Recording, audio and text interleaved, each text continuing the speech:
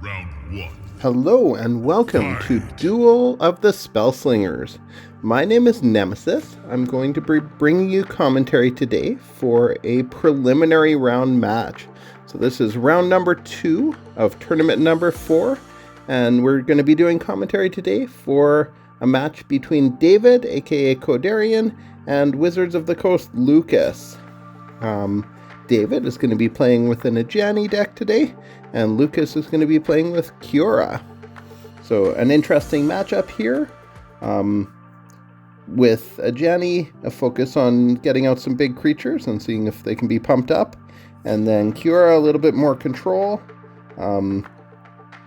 Yeah, it's going to be interesting. So with the preliminary round, all cards except for the Spellslingers... sorry, I can't remember what they're called. Signature cards. Aside from those, all cards have to be between 3 and 7 mana cost. So in this, we're going to be seeing some low-cost cards, as low as 3, but then we're going to be seeing cards all the way up to 7. And so to start things off, passing a couple of turns back and forth, we can see that David has a couple of 7-cost cards in his hand. He's got a Sun Titan there, and a couple of Day of Judgments, as well as an Elite Forest card. And David is now on turn number 2 with his Fragile Mana Gem. Gonna play that Elite Forest card. Lucas, on the other side, has a few 3-cost cards that he's going to be able to play. And so as we see the turn pass back over to Lucas here, he is going to play one of his 3-cost mana cards. He's got a few different options: a Gladecover Warden, Elite Forest Guard, Martial Aerialist, Predator Ooze. I know that I'd probably throw out the Gladecover Warden, just because it gives every other creature that you play ward, and so that is what Lucas has chosen to do here. Nice first card, just because then it stops your opponent from taking out your creatures quite as easily. Passing the turn back over to David, who's going to play the Leonin Kincaller, so that copies the Elite Forest Guard. And so the next card on the top of David's deck will be a copy of that. Always nice to have that, especially when you start to get those big creatures out. So he's going to play that Kincaller and pass the turn back over to Lucas. And with the Gladecover Warden in play, Lucas's next card is going to have Ward, and so he is going to pull out the Predator Ooze. Predator Ooze, of course, gets pumped +1/+1 every time it attacks, and has Ward to start off, and then if it does get blocked, it automatically creates another copy of itself, another 2/2 Predator Ooze. So, nice card to have around. David is going to attack with that 4/4, and Lucas is going to chump block it with the fish. And then David, with 4 mana available, is going to choose to play a Gluttonous Goo. Because a creature died this turn, because that fish blocked, it comes out as a 5/5, but it gets pumped to a 7/7 because a creature did die, and it gets Ward. So that's the special ability of that Gluttonous Goo. Moving back over to Lucas, he has 5 mana available as well. He's going to attack with that Predator Ooze. So again, it gets pumped +1 and becomes a 3/3. And David definitely has some options if he wants to block it and kill it, but he decides to let it through. So he takes 3 to the face. Life total is still very close to even. David at 25 and Lucas at 24. And then Gorm the Great comes out for Lucas, and so it comes out with Ward. It's a 6/5 creature, and if it gets damaged through to David, then it gives him a... I'm blanking on the name. It's a card that allows you to challenge... Oh, Grudge Match. There it is. Sorry guys, this is a long match. It will be a long match to commentate, so I'm going to try to do it without pausing and without too much error on my part, but I apologize. I don't always remember the name of cards, and yeah, trying to settle in for a long commentary here. So the Predator Ooze is going to attack, and Lucas decides to block that with that Gladecover Warden. Of course, we can see that Lucas has another one of those in hand, So I think he's maybe less concerned about losing it as a blocker just because he knows he can play another one. And then David is going to throw down for 5 mana a Trustani, so that allows him to choose, and he chooses a Blessing, Nature's Vigor, so that's going to heal his planeswalker and other creatures for 4 health. So he's going to, heal himself, and he now has a 5/5, and his 7/7 is now healed as well. Lucas draws a Drag Under, so he is likely going to be looking to use that probably this turn, but we'll take a look and see what he decides to do. He attacks with that Predator Ooze again, and it gets pumped up to a 4/4 now. Again, David could choose to block and to kill it, but if he does, it regenerates as another 2/2 Predator Ooze. And then with 6 mana available, Lucas is going to choose to go with some additional creatures, so he's going to put down that Gladecover Warden, and then Kiora's Tidebringer. And so, of course, that helps out, Tideshaper helps out with getting mana. So he's going to add an empty mana gem to his hand, and that's going to come in helpful next time. David sitting with 7 mana available, coming on 8. Lucas sitting with 7 mana, coming on 8 next turn. David with 6 mana available. David is going to attack with that 5/5 and the 7/7 goo there. And so Lucas is going to chump block with the 2/2, and then looks like he's going to let the 5/5 through. So Lucas is going to take 5 to the face. And then David with 6 mana available. And we're getting into the realm of the ability to start playing Titans. We see that Lucas has a Primeval Titan in his hand, and David has the Sun Titan in his. So starting this coming turn, Lucas could play a Titan, and David will be able to on his next turn as well, but this time he chooses to go with the Ceremonial Guard, a 5/6 creature. We're seeing things right now from Lucas's perspective, and I have never played on my PC, but it just looks fantastic. I love seeing things in the big screen here, so it definitely makes commentating much easier as well. So I think the next time I play tournament matches, I'm going to try to play on a big screen. You can always connect with Quinn83. She has Steam codes, I understand, so that is useful. Lucas decides to Drag Under one of David's creatures there, and then is going to attack with that Predator Ooze. It's a 5/5, and David decides to block it this time. So he blocks it with his 5/5 creature, and they trade. And then at the end of his attack phase, Lucas regenerates one of those 2/2 oozes, and it comes out with Ward again because it's a newly regenerated creature this turn. And then he plays a Martial Aerialist, so a 2/4 flyer that's going to fly overhead. At this point in time, play goes back to David. He does have another Elite Forest Guard, so he could throw that down and get a Plummet and take that 2/4 flyer out of the sky in one of the upcoming turns. And then he also has a couple of flyers in his hand. But to start off, David is going to play the Gladecover Warden, and then we'll play the Elite Forest Guard as well, so both of those come in with Ward. And that Gladecover Warden comes in with +2/+2 because David's land activated this time, so David is playing with the Deep Forest Arena land. And so that activated, and then he's going to attack with his 7/5 Predator Ooze there. Sorry, it's not the Predator Ooze, it's the 7/5 Gluttonous Goo that he's attacking with. Lucas is going to look to block, and it looks like he's going to block it with that Gladecover Warden. So his future creatures aren't going to be coming out with Ward. But at this point, Lucas has decided that it's a worthwhile trade. So he's going to block that 7/5, bringing it down to a 7/2. And then Lucas is up to 9 mana gems, so he's almost at the point of starting to get those those 10-cost creatures into his hand that Kiora brings in, benefits from. This game was played before the update, so some interesting updates coming to the game recently, but I believe this match was all played before those updates came into place. So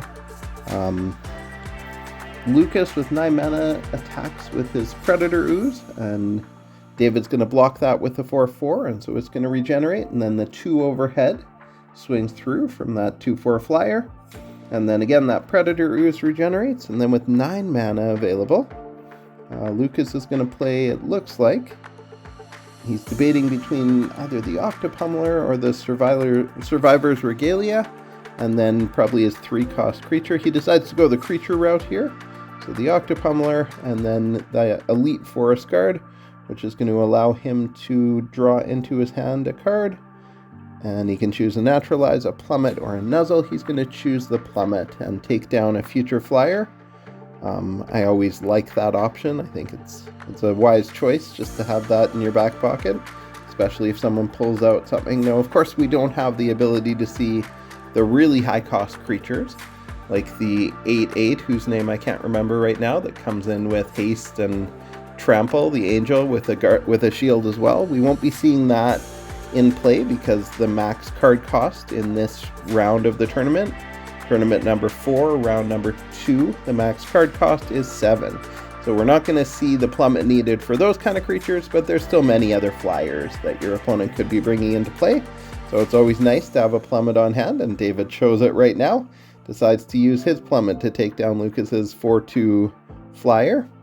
And then David was debating, it looks like, coming in with 3 creatures, but now he only has 1 creature set to attack. Looks like he's kind of going back and forth. And then now he's pulled back all of his attackers. David, sitting with 4 mana available, does decide to attack with the 7/2 Predator Ooze, and Lucas is going to decide to block that with the Elite Forest Guard, and so they are going to trade. And then David, with 4 mana available, his land has activated again, so this creature is going to come in with +2/+2. So it's a stag that allows him to fight an enemy creature, so it comes in as a 5/6, and he's going to choose to fight that Gorm the Great. So that is going to be a nice trade that gets rid of the ability for that to do trample damage overhead, and then give a and again I'm blanking on the name of that card, but the Grudge Match. It's not going to allow Lucas to get a Grudge Match from that Gorm the Great.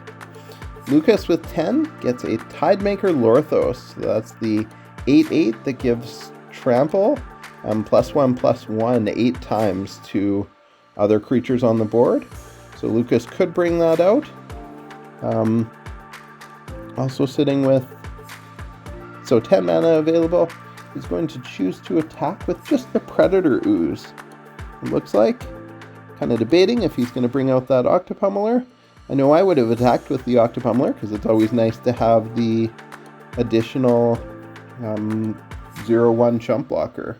But he decides to just go through with the 3/3 Predator Ooze, and then he's going to bring out the Titan, the Primeval Titan, and that one is going to pump mana into his board every time it attacks. So its debut comes out and it does pump mana in. And then we see the turn back to David. David sitting with 7 mana available, so he is able to reach out and grab that Sun Titan. I know in his last commentary, Opus Forum said he's not a big fan of the Sun Titan. I really like it because I think it's always nice to have additional cards. I know they're low-cost creatures, so every time the Sun Titan attacks, he gives you a low-cost creature in hand. But, you know, I always like the additional card draw that comes with the Sun Titan. So, personally, I'm a fan of it.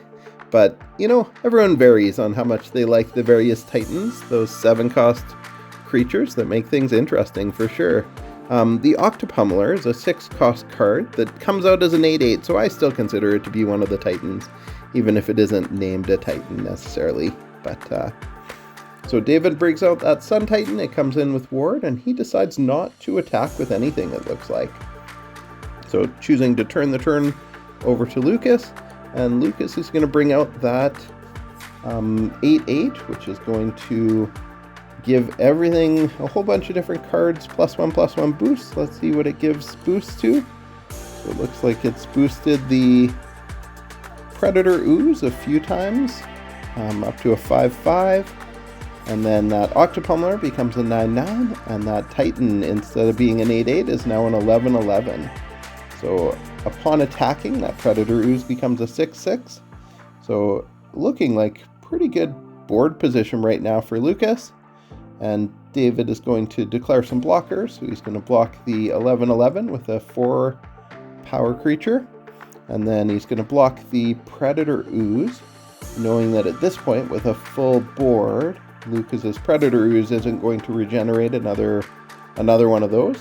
And then blocks the Octopummeler as well, bringing it down to a 9/5. And that Octopummeler created, of course, a fish chump blocker. And then Lucas is going to, with 2 mana available, turn the turn back over to David.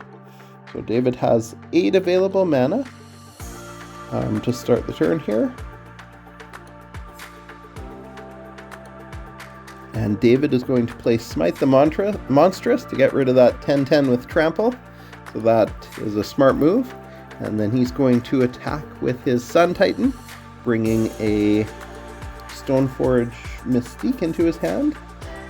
So, like I said, I always like the card draw from that Sun Titan. And Lucas is going to decide to chump block that with 0/1 fish.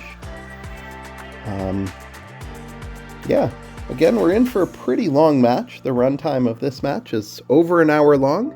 So I'm trying to settle in and as much as possible avoid dead air time in my commentary. But I apologize if and when it will happen, because there will be moments that I'll be, not knowing what to say. I always love watching the commentary between Jokesta and Quinn83. I think it's great to have 2 people commentary, and so if I could ever get my wife on board, that's not going to happen, but her or some other friend that wanted to play Spellslingers with me, it would always be fun to do commentary with someone else. So maybe I'll connect with one of the folks in my area and see if they want to do commentary with me someday. But so turn over to David. He is going to play a Mop, Master of Possibilities, and get a 5-cost spell that becomes a free spell, Scour the Void. So that's going to allow him to dig into David's discard deck, his graveyard, and pull out some creatures. So that's a nice ability at this point in time. Just having the extra cards in hand is going to be important for sure.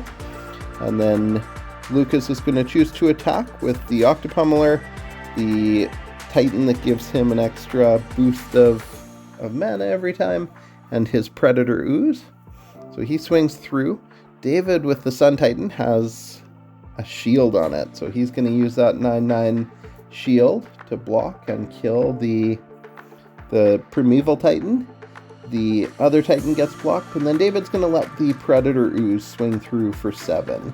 So David takes 7 to the face. David's sitting with 13 health at this point in time. Lucas with 19. And pretty even as far as number of cards in hand and on the board.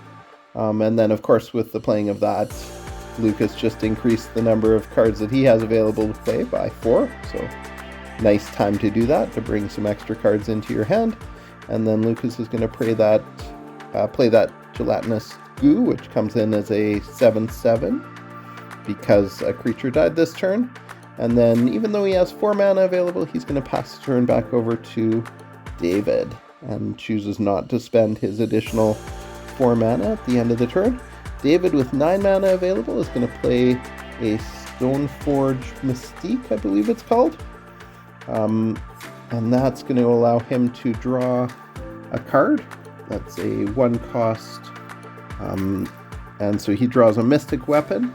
And so that's going to boost his Sun Titan +1/+1 and give it Sneak. So it comes in with 10 damage, and Lucas unable to block because he was able to give that Sneak. And so, yeah, 10 damage, and then he's able to draw another low-cost creature into hand.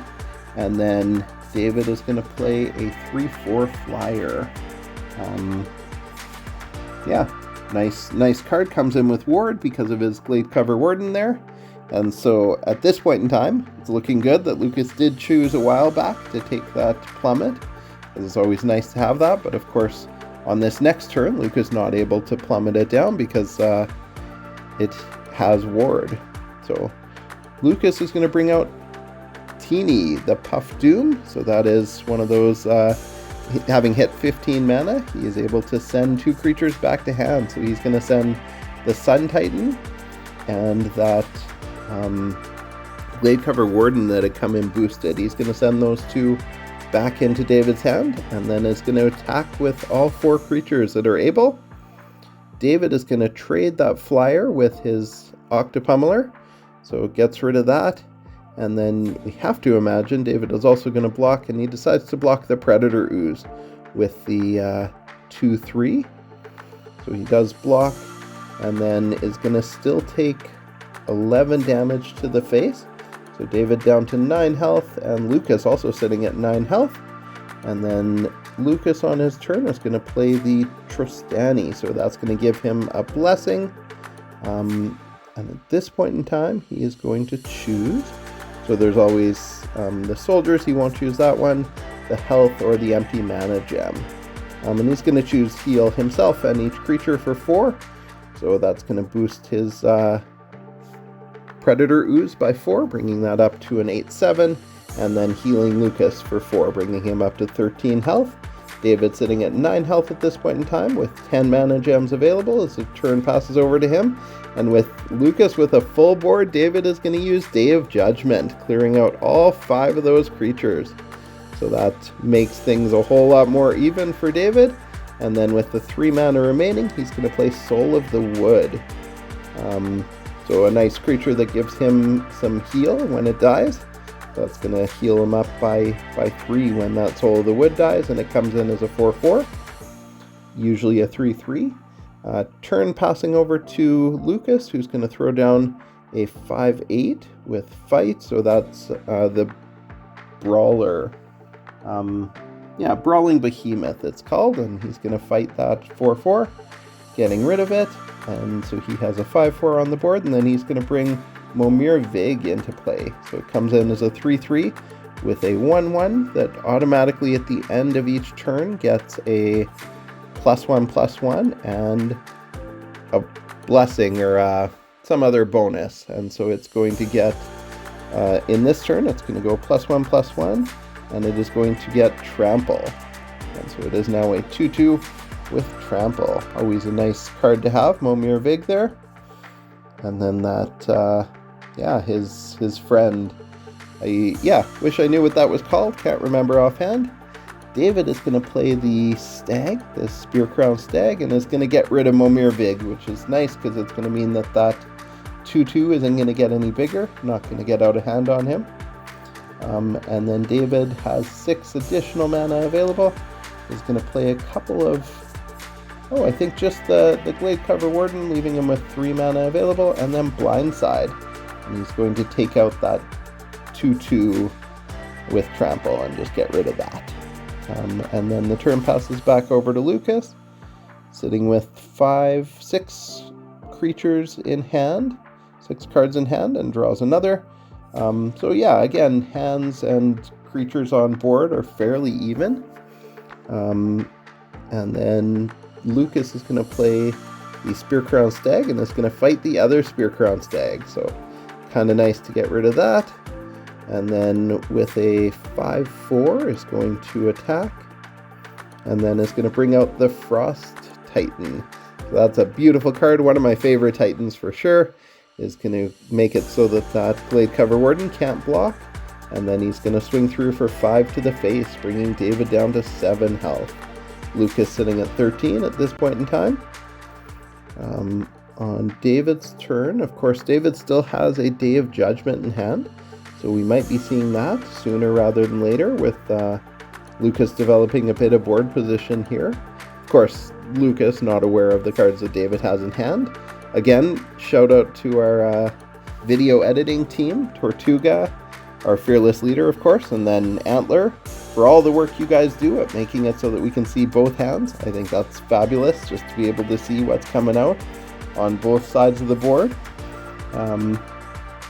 David is going to play his 3/4 flyer, and then he's going to play the 5/5 Leonin Kincaller, which is going to create another 3/4 flyer. So the next card David is going to draw is going to be one of those elite something.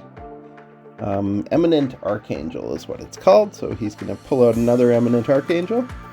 And then Lucas is going to use Blindside to get rid of the Glade Cover Warden, so future cards aren't going to be played with Ward every time David plays a creature.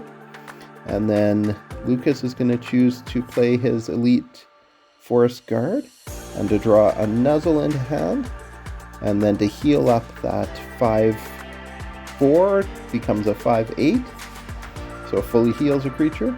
And then he's going to attack with all his creatures there.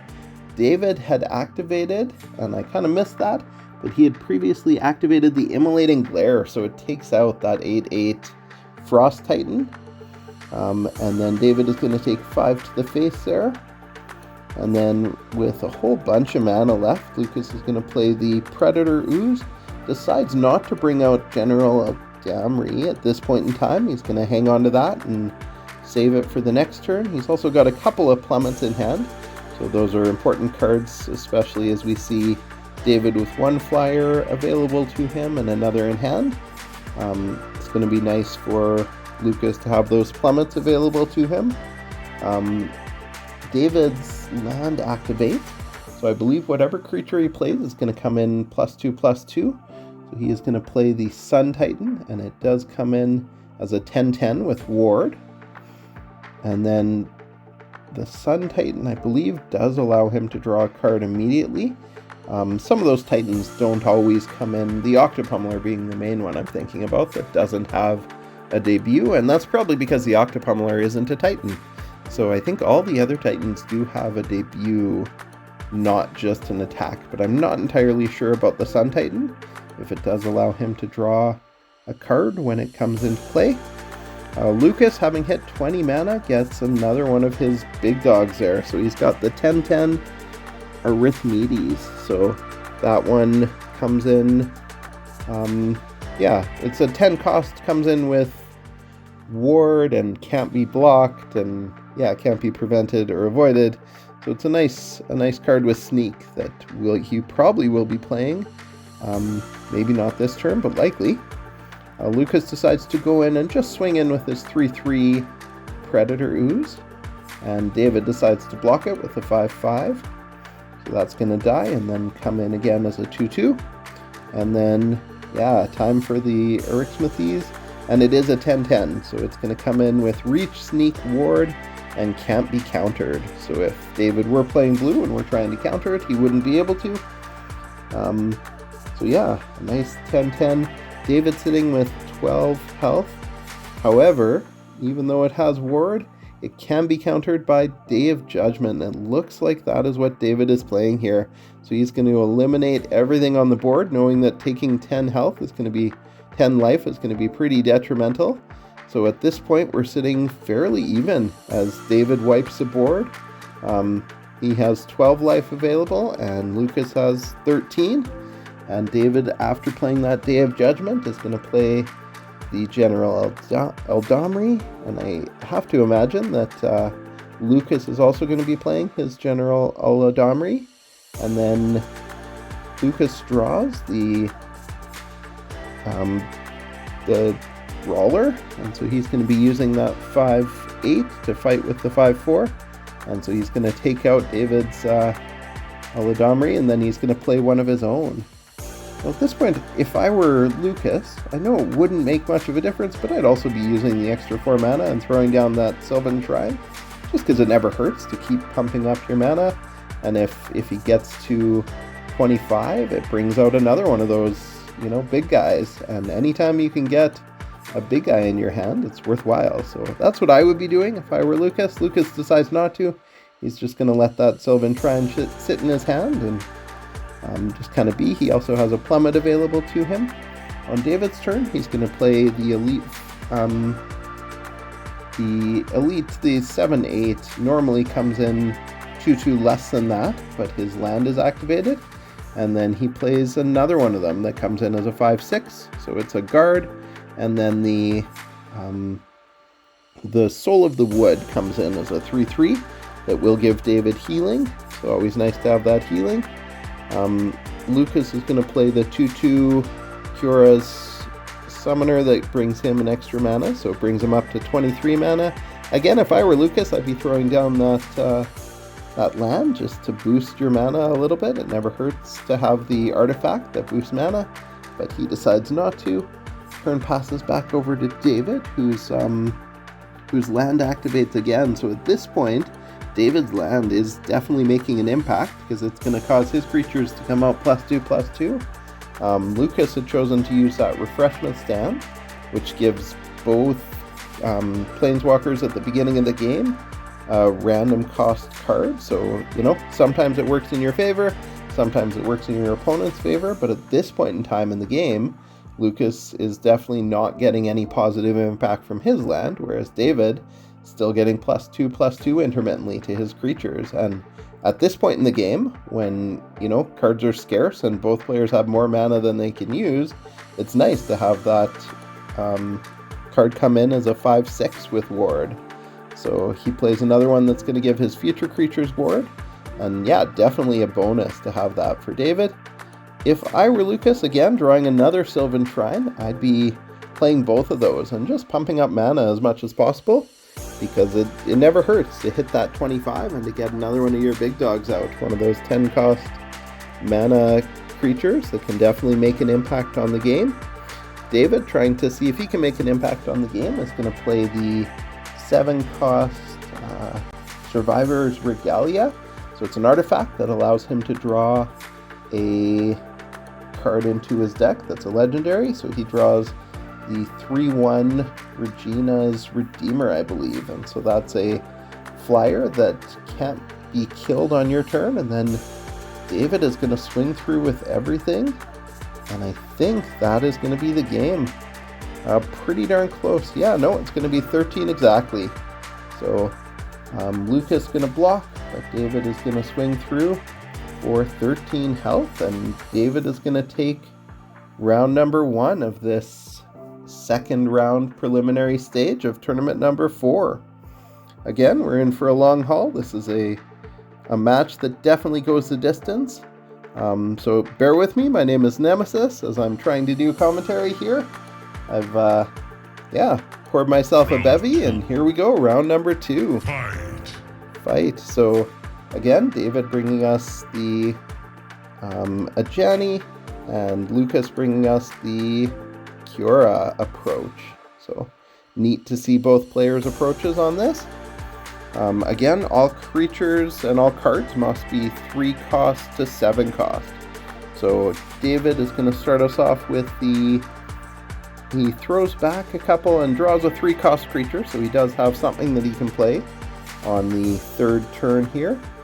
And then we're seeing things from David's perspective at this point in time. Maybe we'll switch back to Lucas's. The challenge with David's perspective for me is that he's playing with Spanish cards, and I, of course, do not read Spanish, but I will keep doing my best to remember card names. I've written most of them down, so bear with me if I ever look away to find the name of a card. And then Lucas's land, that refreshment stand, allows each player to draw a card. So from the refreshment stand, David has drawn the Bone Shatterer, the 4/2 that comes out there with a finale ability. And at this point, we're not able to see Lucas's cards, but that is okay. So we don't know exactly what he drew from that refreshment stand, but we'll find out as we go here. Speaking of refreshments, bear with me as I take a drink. Again, we're in for a fairly long one. To start with, neither player having creatures that cost less than 3 are likely going to pass the first few turns, but because of that refreshment stand, David is able to play that Shatterer, I believe it's called. Bone Club Shatterer, something like that. So it comes in as a 4/2, and its finale is that it pumps another creature in his hand by +1/+1. Passes a turn back over to Lucas, who has that fragile mana gem, so has 3 mana available. So I think we're going to see Lucas play a card, and he's going to bring out another Predator Ooze. Those definitely being a big story in in the first round, just because David had no real answer for them. But at this point, it looks like he's going to have a pretty quick answer for that Predator Ooze. So I imagine he's going to attack. He's going to be chump blocked by that fish, and then I think he's probably going to choose to use his blind side to take out that Predator Ooze. No, he decides to play the 2/3 creature instead, and so that's going to give him a bonus. So he's going to choose the +1/+4 +2/+3, I think, is available as well there. So he's going to choose that one and likely play it next time, and is going to let that Predator Ooze attack. Probably going to swing through for 3 on this next turn for Lucas. And we switch back over to Lucas's perspective here. Again, always nice to have the perspective from a PC, just because you can see a little bit easier, see the board. And we're able to now see from his perspective, we're able to see Lucas's cards. So we're able to see that refreshment stand gave him a Rage Runner. So always a nice card to have that can either, you can choose Sneak or Haste with that. And then he's going to play the Kiora's Tidebringer, which is going to give him an extra mana. I like that card, 3 cost, but boosts the mana by 1. Comes in as a 2/2. Bringing up settings really quickly for Lucas. Not sure what he was looking at. I was seeing the concede button immediately there, and I was thinking, well, I doubt we're conceding this early in the game. We've got a lot of game to play here. David is going to play his blind side and is going to target that Predator Ooze. So he is going to get rid of that, like I had anticipated he probably would.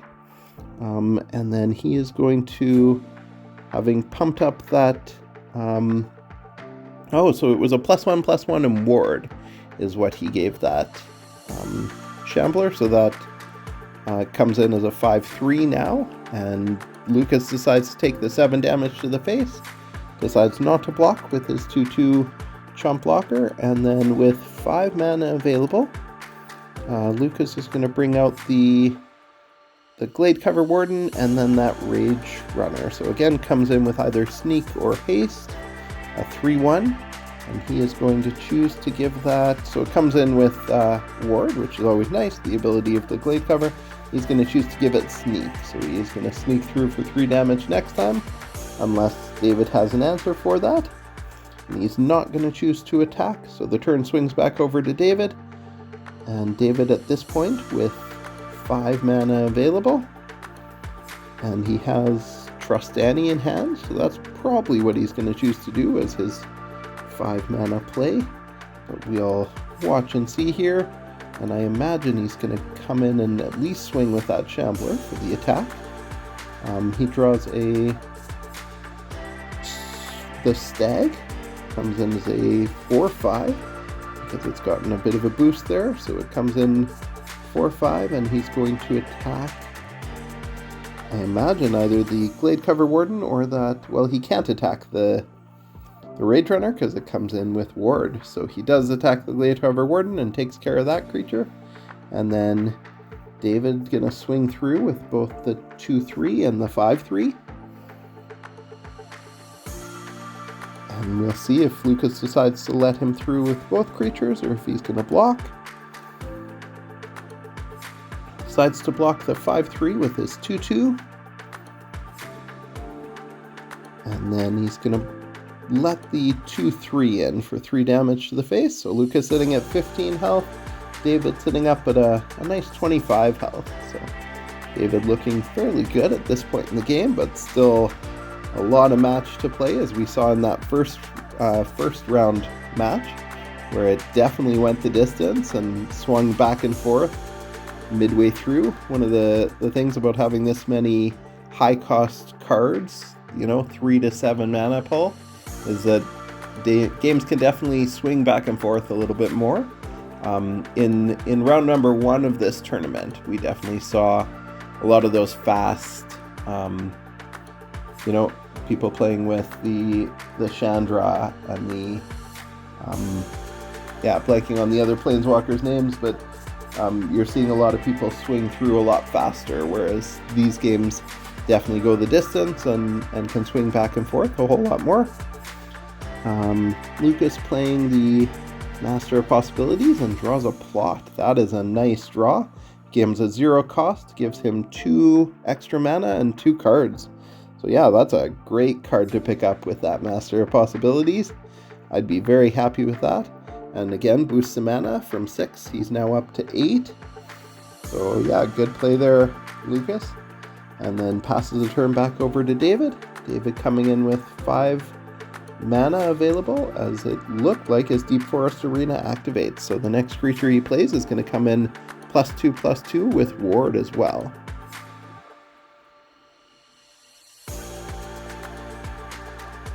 So he's going to play that Stag. Instead of being a 3/4, it is going to come in as a 5/6. And then it is going to fight, and I imagine you'll fight the 4/4 there and get rid of that. And then leaving Lucas with just the 1 blocker. And then I think David is probably going to choose to swing through with his other 3 creatures and attack with everything. So he's going to bring all 3 of them, a potential 11 damage to Lucas's face. Lucas is going to choose to block. He's going to block that Shambler, which has been in play right from turn number 2 for David. So he's going to block and take that out. It is going to die, and it's going to give a +1/+1. I think it went up to the Trust Annie there, but I'm not entirely sure if it was a Trust Annie or the Sun Titan that it hit with +1/+1. So we'll find out soon. And then Lucas ends up taking the 6 damage to the face. So Lucas sitting at 9 health, David up at 22. Again, games can definitely swing though, so we'll see what Lucas decides to play. And then 1 more mana, and he's got his big guy coming in for 10 mana as well. So we'll see what impact that has on the game. He's going to play a Gladecover Warden, and then Momir Vig is going to come in 3/3 and then brings in a +1/+1 creature as well. And then it's going to give it bonus, and both of those come in with Ward from that Gladecover Warden. So that's nice, a nice thing to have for sure.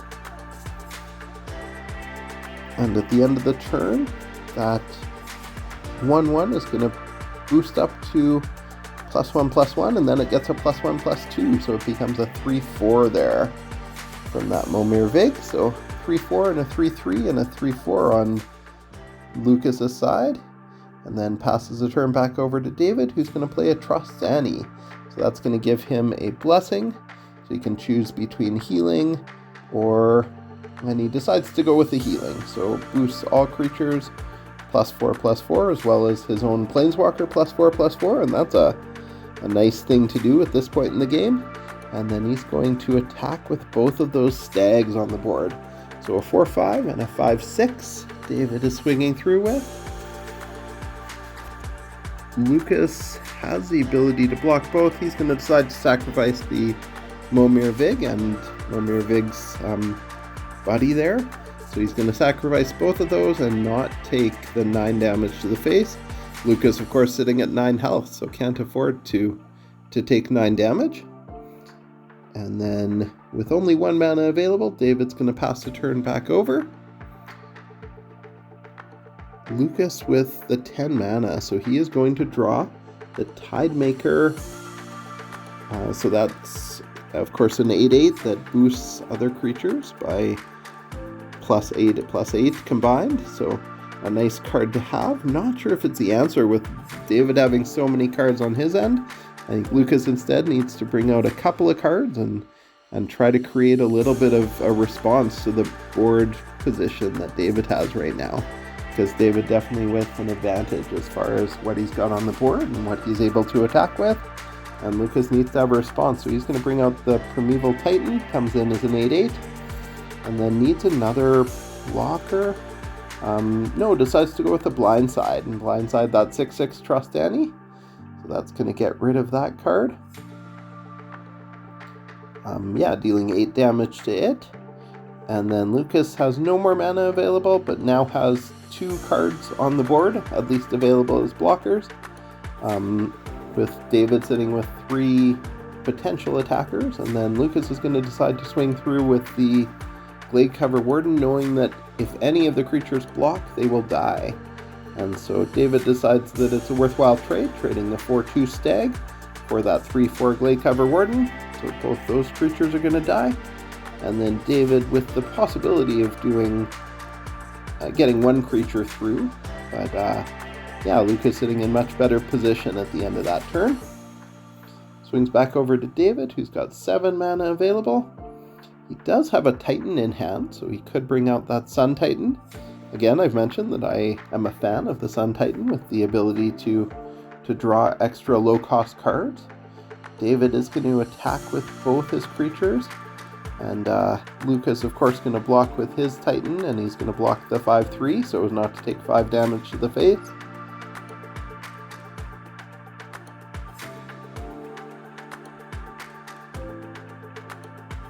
Unless I'm wrong and he decides to block only the 2/3 here. Lucas taking a moment just to decide on his blocker. Playing around and yeah, string us all along here. Let's decide, Lucas. Let's go. Sorry, guys. So he decides to block the 5/3 as I suggested that he would. Again, I love being able to watch these games in the PC format. So I think I'm probably going to reach out to Quinn83 and see if I can get a Steam code and try this out. I've never tried playing this game on the PC. I'm an Android person. So yeah, at some point I'll have to give that a shot. And then David going to play the Leonin Kingcaller, so it's going to create a copy of that Mystic, so that's going to be potentially beneficial because it could give him the ability to draw something like flying and to boost a creature with flying or something like that. So we'll see what effect that has, and then he's going to play an Elite Forest Guard, and from that he's going to draw into his hand a Naturalized. Did that already happen? Not entirely sure, but I think he did choose the Naturalized, so the ability to get rid of an opponent's artifact. We'll see if that comes into play at all here. The turn is back over to Lucas, who has 12 available mana. Still has that 10/10 Tidemaker available to him, but at this point probably going to want to build up board position a little bit more, so going to bring out the Elite Forest Guard. So that comes in as a 3/2, and I think Nuzzle, probably a good choice. Fully heal a friendly creature and then use that on your Titan. So Lucas is going to bring that Titan back up to an 8/8, and then is going to attack with it, I presume, here. Yeah, chooses to attack with the 8/8. Always a great Titan because it gives him mana every time it attacks, so that's definitely a good thing for Kiora. Attacks with that 8/8, blocked by the 3/2. But that 8/8 now down to an 8/5, still sitting pretty. Nice job using the Elite Forest Guard and choosing the heal there. That was a good choice. And then it's going to bring in the Alhamret. So that's a 3/5 with Ward, Flyer, and if it deals damage to your opponent, then you get to draw a card, and it becomes draw a spell, and it becomes a 1-cost spell. So nice card to have. Nice to be able to do a little bit of flying damage for David. David passes the turn back over to Lucas has that Flyer. He passes the turn back over to David, who's going to pick and play his Mystic, Stoneforge Mystic, I believe. So he's going to draw a Plummet and hopefully get rid of that Flyer, but not going to be able to get rid of it immediately just because it does have Ward.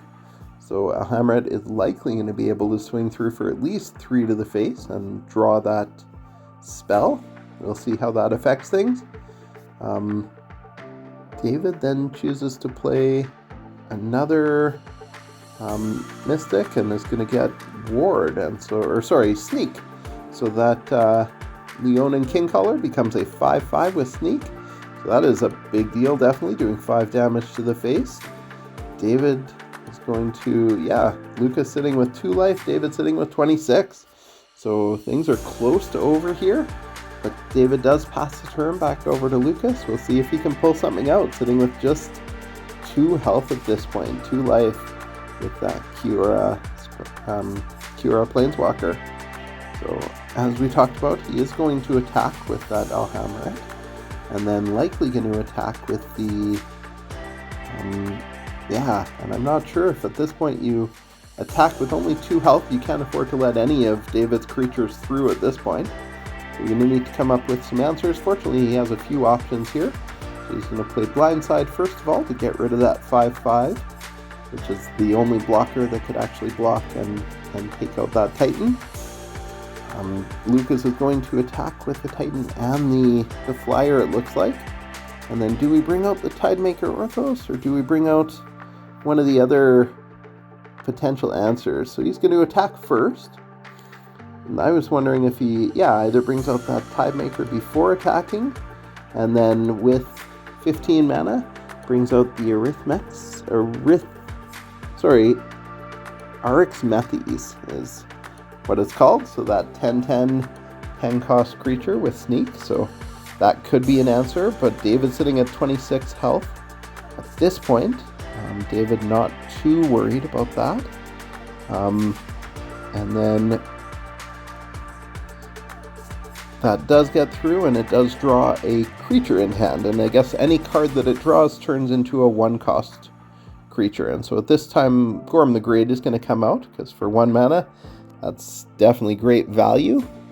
And then Lucas is going to bring out the Sylvan Shrine just to boost one more mana at this point in the game. Not sure if that's what I would have done. And then 6 mana available, decides not to play another creature. Passes the turn back over. I wonder why he didn't play the Octopummeler at this point. Always nice to have 1 additional creature on board, so not sure why Lucas chose not to play anything else. We're going to see David play the Plummet to take down that Flyer, so that 3 Flyer is gone. And then David is going to smite the Monstrous and get rid of Gorm the Great. And this is when I definitely question Lucas's decision not to play another creature, because he could have had his Octopummeler out there as an 8/8 blocker. So not quite sure why he chose to pass the turn with 6 available mana. Lucas is going to block with both creatures. At this point he needs to, because he only has 2 health available. And so the board at this point is empty. Nothing else on the board. David's sitting with a few different options, but does choose to use a Naturalize to get rid of that mana boosting artifact that Lucas had played. So it did come into play. I had asked earlier if it might, and it did have an effect on the game here. Lucas with 17 mana available to him and 2 health to David's 23 health is going to choose to bring in one of these big guys. So he's bringing in that 8/8, which is going to become a 16/16 with Trample, because it gets +8/+8, and it's going to do all those 8 boosts to itself. So a 16/16 with Trample is going to come in for Lucas.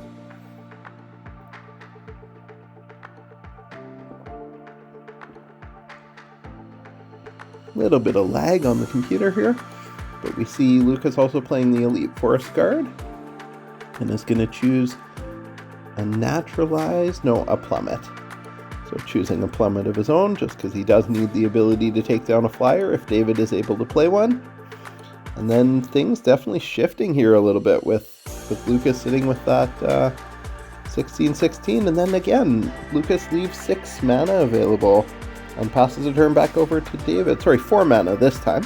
But I'm not quite sure why Lucas is leaving cards that he's able to play in his hand when he could have played the Predator Ooze and just had that available as an attacker next time.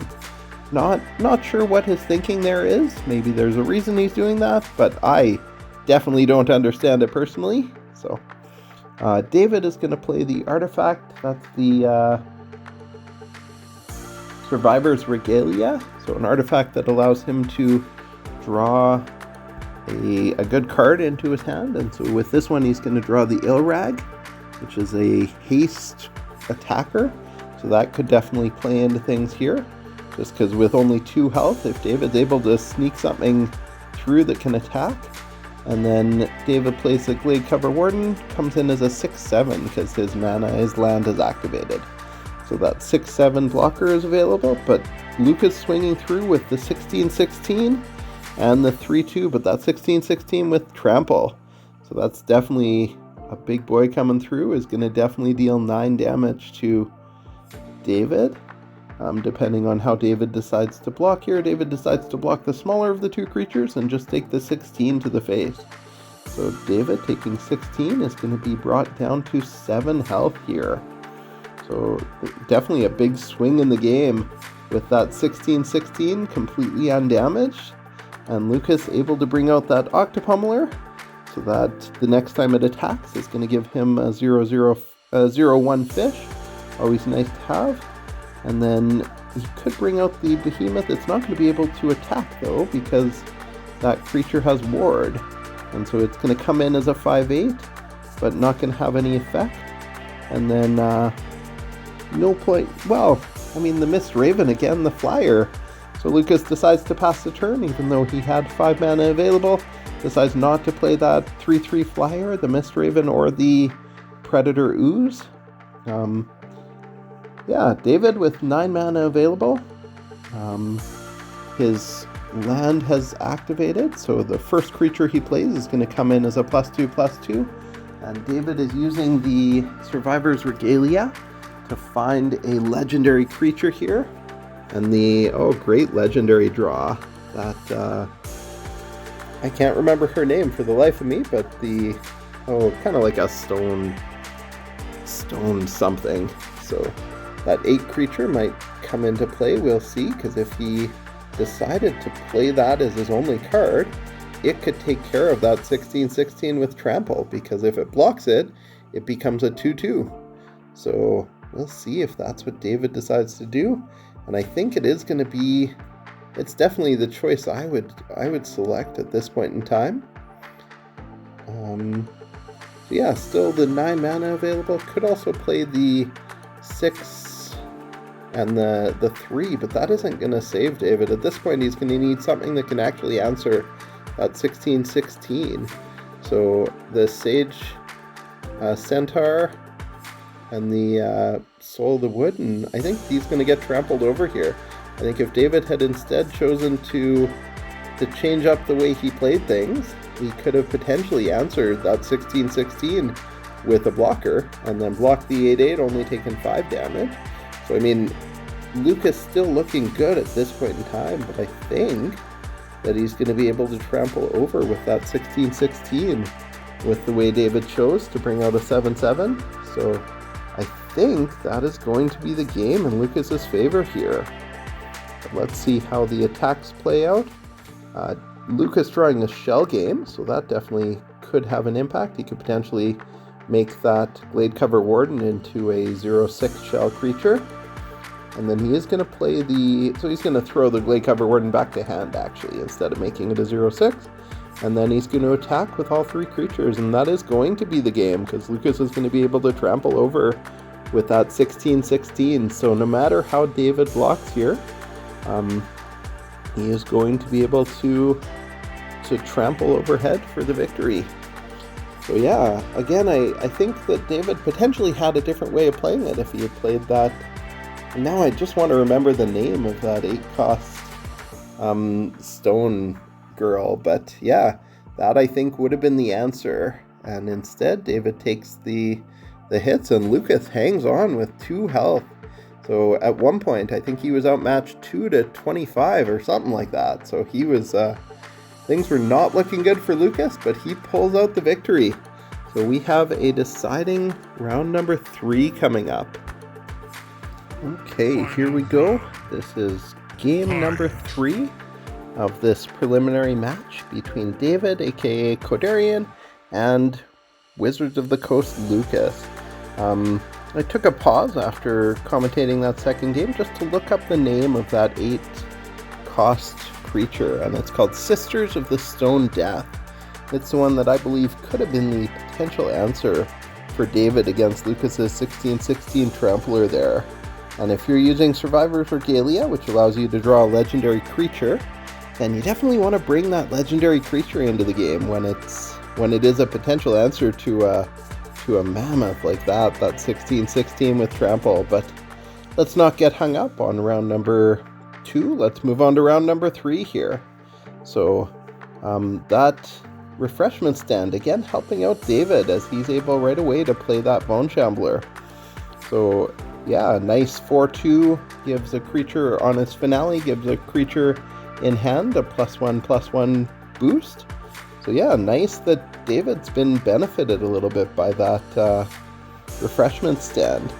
And then on his turn, as far as it went, I think Lucas drew the... I'm not sure what he got from that refreshment stand. I think the gluttonous goo is what he got. So that refreshment stand always gives you a 2-color creature, but it's fairly randomized. So you're not sure if you're going to get something that you might have otherwise gotten or not. And then Lucas is going to start us off with that Kiyora's Tidebringer. So a 2/2 that gives him a mana boost and is going to act as an answer to the Shambler that David's got in play there, the 4/2. So they're going to trade.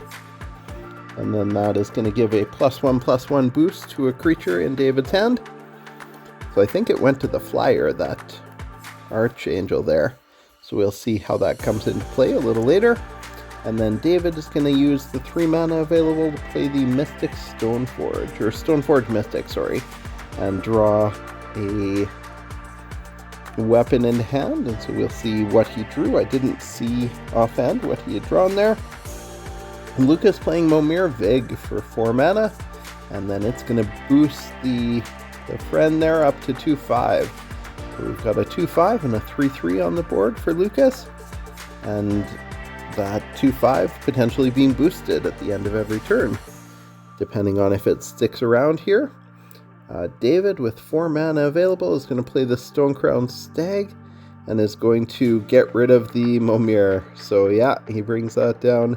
I like the, so yeah, this is post, sorry, I think previously I had said that this was not after the upgrades, but this definitely is, because I definitely saw Lucas make a comment there. Yep, that happened. So yeah, another fun feature. Of course, we have the ability now in Spellslingers to throw out comments to our opponents.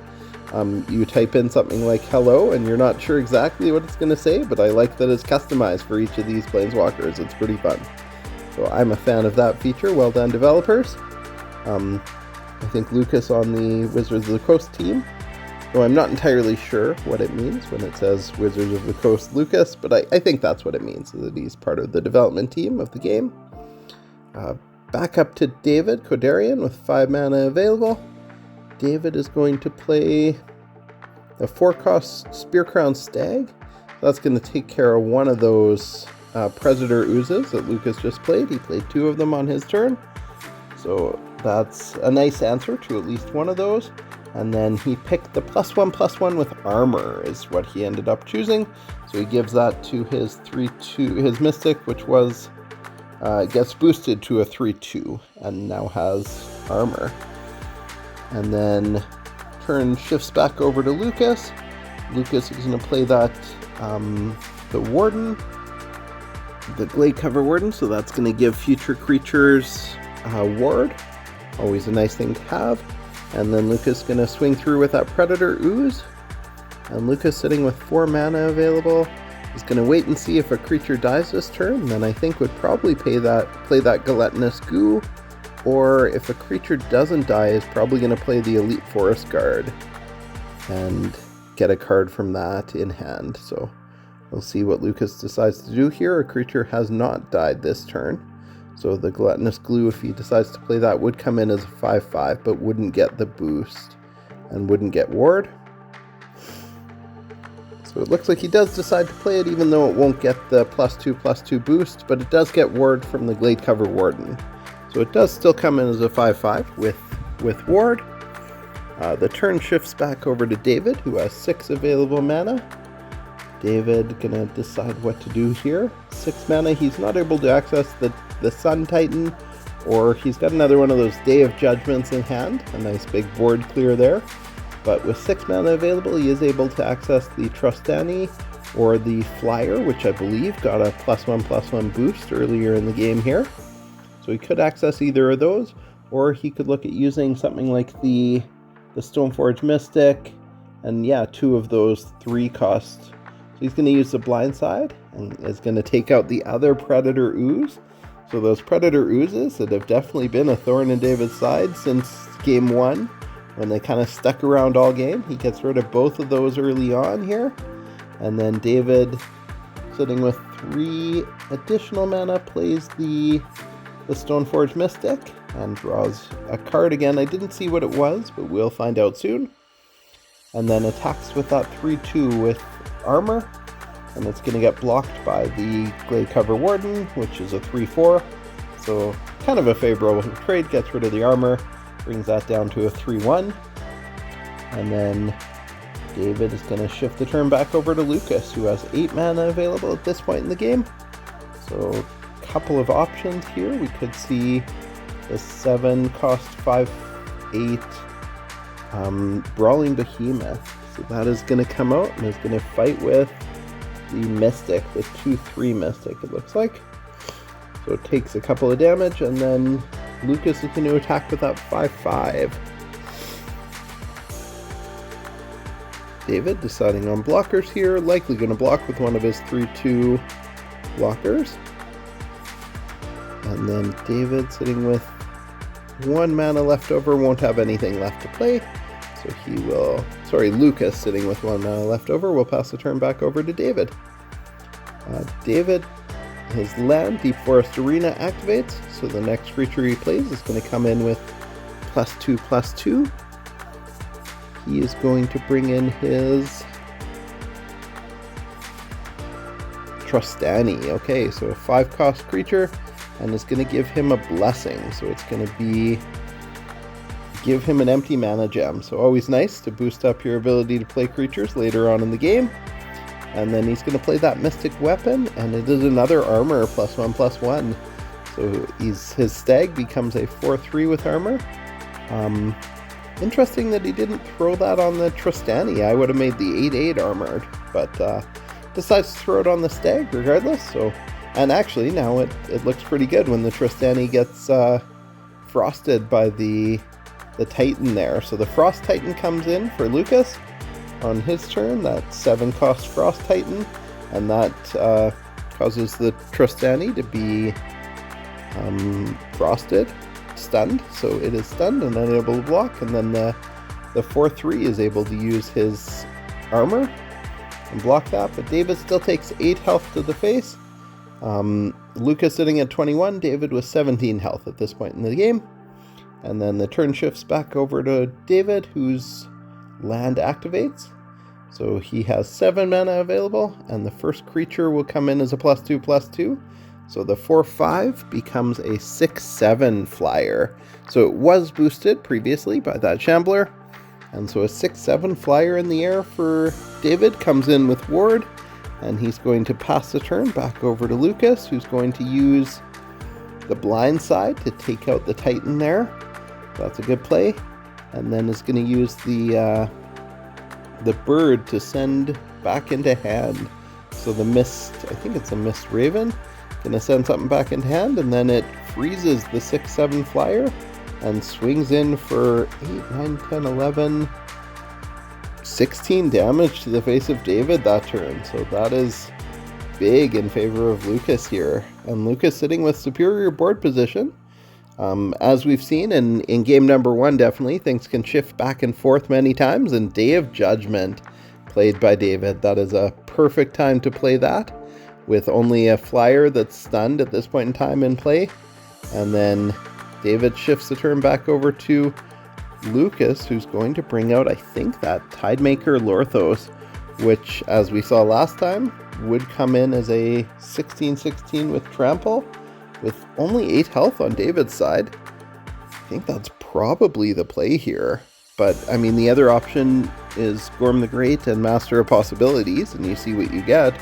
But Master of Possibilities I always like to reserve for when there's a big creature you need to get rid of. So, yeah, I think that's the play by Lucas, to bring out that 16/16 with Trample. Because even if, and Smite the Monstrous, well played, David. Well done. That was good. So a nice answer immediately for that 16/16. And then David, in addition, is still able to play that Gladecover Warden and that Elite Forest Guard. So bringing in a 3/2 and a 4/5 creature. Back over to Lucas with 12 health available. Lucas is going to send something back into hand. So he's going to send that Gladecover Warden back in. And then Lucas also playing Gorm the Great. So a 6/5 with Trample. David, turn passes back over to him. He's got 10 mana available here. Having played that a turn ago there, the Clear the Field, the Day of Judgment. So definitely a necessary board clear, different than Clear the Field, which sends the blue card that sends all creatures back into their owner's hands. The Day of Judgment just destroys all the creatures on the board. So definitely a necessary play for David at that point in the game. He's going to bring in another Gladecover Warden and a Ceremonial Guard. So David sitting with definitely more cards in hand, 7 cards available, while his opponent Lucas only has 5. But Lucas with that Gorm the Great, but of course with that Ceremonial Guard that David just played, he's not able to do Trample overhead. But he's going to play a Mop and bring out the Ground Assault. I have to admit, I had no idea what a Mop is only a Mop without a pan meant until I looked it up recently and I figured out Master of Possibilities is called a Mop. And a pan, of course, the pan, the artifact that doubles its debut. So it took me a little while to get it, but yeah, I figured that one out recently. So there you go. One of our commentators not knowing basic Spellslingers terminology, but sometimes it takes me a little while, guys.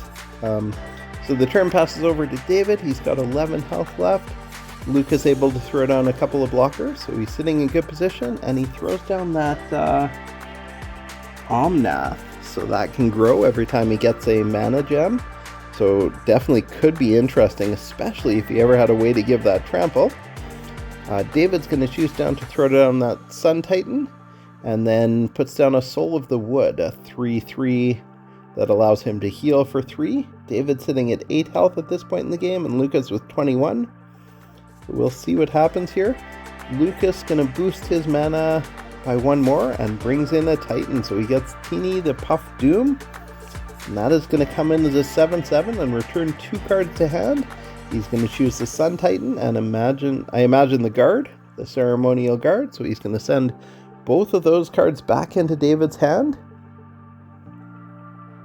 No, take out the Guard. The 5/6 Guard is my choice. Yeah, he chooses to do that. So as I watched him shift back over to the Soul of the Wood, I was like, no, take the Guard.